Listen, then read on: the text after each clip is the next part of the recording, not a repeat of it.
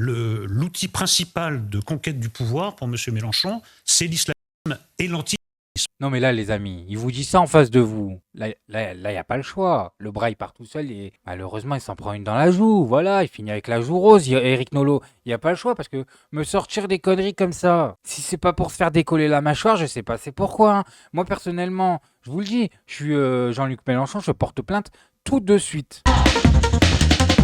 Bonjour à tous, j'espère que vous allez bien. Bon alors aujourd'hui les gars, on va parler de Eric Nolot, ou plutôt comment je l'appelle, le guignolo. Vous allez voir que c'est incroyable ce qu'il ose dire, incroyable. Mais avant toute chose les amis, n'oubliez pas de liker cette vidéo, c'est super important pour le référencement. Bon allez on y va, on se regarde ça ensemble et on réagit. Non, mais c'est productif pour une raison simple, c'est que M. Coquerel a théorisé la chose, il a dit il nous a manqué 400 000 voix, on va aller les chercher. Et il a dit... Bon alors de quoi il a envie de nous parler le guignolo aujourd'hui? Il a envie de nous parler de la stratégie employée par LFI pour obtenir des votes, voilà, pour obtenir des voix, pour s'assurer de passer la prochaine fois. Et vous allez voir qu'en fait, le gars, là, Eric Nolot, il est dans un fantasme complet, voilà, de A à Z, c'est un fantasme. Oui, ils allaient les chercher dans les banlieues islamisées. Alors déjà, il commence. Les banlieues islamisées, je vous le dis tout de suite, hein, les amis, banlieues islamisées, c'est un fantasme. Ça n'existe pas. Ça n'existe pas. Ça voudrait dire que c'est une sorte d'endroit en France où en fait, on n'est plus en France et des lois religieuses sont au-dessus des lois de l'État. Et cet endroit n'existe pas en France. Voilà, je vous le dis, cet endroit n'existe pas en France. Alors,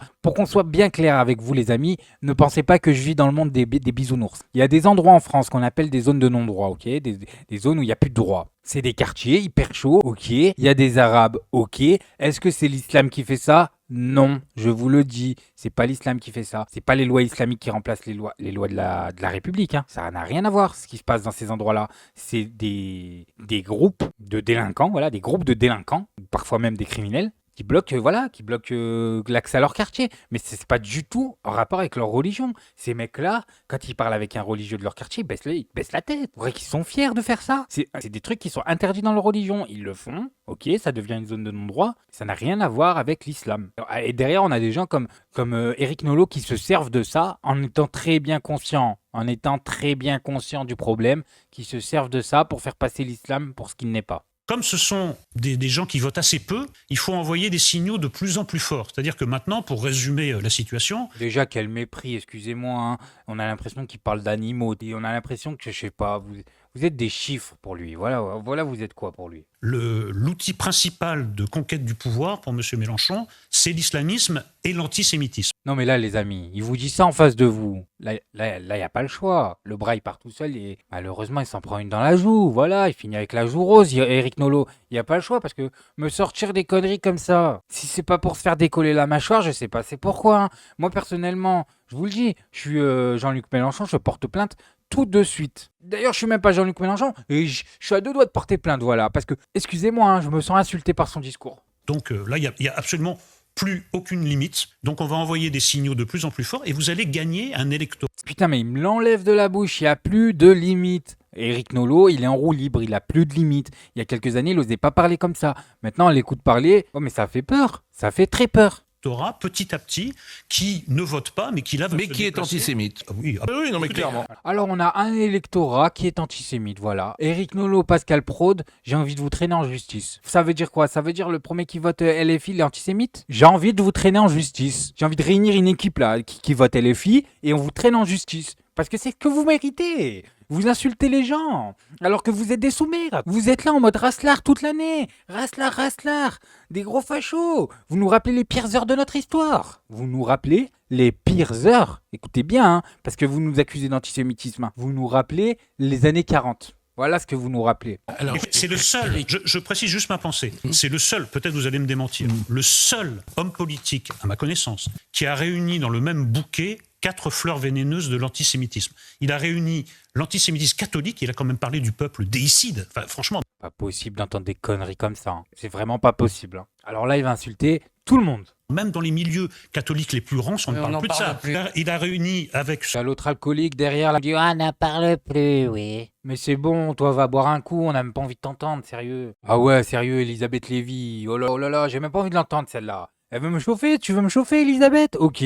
Bah si tu veux faire la maline, on sort les dossiers, Un ami d'amis qui est instituteur et qui, alors dans sa classe, il a montré la photo de sa classe et il a dit les 3 blancs, c'est 3 turcs. Ce qui fait des problèmes souvent simplement de langue française, de tout ce que vous... Voilà, tu vas sur les plateaux télé, tu fais quoi? Tu bois des coups. C'est des bouteilles que tu t'enfiles avant de parler, sérieusement. Voilà, vous avez vu leur vrai visage et après c'est ces gens-là qui viennent vous expliquer la vie, vous expliquer pourquoi vous êtes des mauvaises personnes. Première fleur, l'antisémitisme à la Drummond, quand il a dit de Zemmour, ça m'étonne pas qu'il rejette la créolisation, les juifs ne veulent pas s'assimiler. Il a réactivé le vieil antisémitisme de gauche, les juifs c'est la finance, etc. Et le quatrième fleur. Putain mais ferme-la Nolo, ferme-la. C'est nauséabond à travers mon écran, ça pue, sérieux. Il invente, il dit n'importe quoi, ah, putain. Le gars, il a que ça à la bouche. C'est ce qu'on appelle, les amis, le patriotisme à la française, voilà. Les patriotes français, Nolo et Zemmour. C'est l'antisémitisme de l'islamisme, puisque les islamistes sont élevés à l'antisémitisme en même temps que le lait de leur mère. Incroyable ou pas, ce qu'il vient de dire là? Il vient de dire, les islamistes, déjà, on sait même pas qui c'est. On sait même pas ce que ça veut dire dans vos bouches. Ça veut dire quelque chose concrètement islamiste, hein. Mais dans leur bouche, on sait pas ce que ça veut dire. Et on a bien l'impression que ça veut dire tous les musulmans en fait. Donc excuse-moi, t'es un gros racelard pour me dire que tous les musulmans ont été élevés à l'antisémitisme avec le lait de leur mère. J'ai envie de t'insulter ta mère. Je te mens pas, c'est ce que j'ai envie de faire, Eric Nolot. Je suis désolé, c'est ce que j'ai envie de faire. Je vais pas le faire, mais je suis à 2 doigts. Donc écoutez, si ça, mis bout à bout, ça ne vous convainc pas que l'antisémitisme est la base de la doctrine de M. Mélenchon et de sa conquête du pouvoir, je ne sais pas comment vous le prouvez. Bon. Mais tu peux pas le prouver, Eric. Tu ne peux pas. Pourquoi? Parce que tu inventes. Ça n'est pas vrai ce que tu dis. Dans ta tête, Jean-Luc Mélenchon, il veut la charia. Ça n'a pas de sens. Ça n'a pas de sens. Ça n'a pas de sens. Et vous savez ce qui me dérange le plus avec cette personne, c'est qu'il pense être à gauche, voilà. Ou qu'il essaye de faire croire à tout le monde qu'il est à gauche, alors qu'il n'y a pas plus à droite que lui. Gros racelard. Mais au moins assume. Assume, mon ami, que t'aimes pas les bronzés. Assume-le. Excuse-moi, tous les week-ends tu dînes avec Zemmour. C'est ton meilleur ami, c'est un de tes potes là. Assume. Au moins lui il assume, Zemmour. Moi, j'ai plus de respect pour Zemmour que pour Nolo. Hein. Je vous le dis tout de suite. Hein. Zemmour, je le déteste. Hein. Mais j'ai beaucoup plus de respect pour un Éric Zemmour qui s'assume que pour Éric Nolot qui essaie de nous faire une infiltration. Bref, moi, je voulais juste vous montrer ça maintenant. Faites-vous votre avis tout seul. Faites attention à vous. Faites attention à ce que vous regardez. Like, abonnez-vous. Et n'oubliez pas le petit com qui fait plaisir.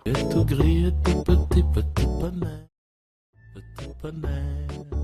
Tu gambades dans les prés sans te soucier du temps qui passe, petit poney.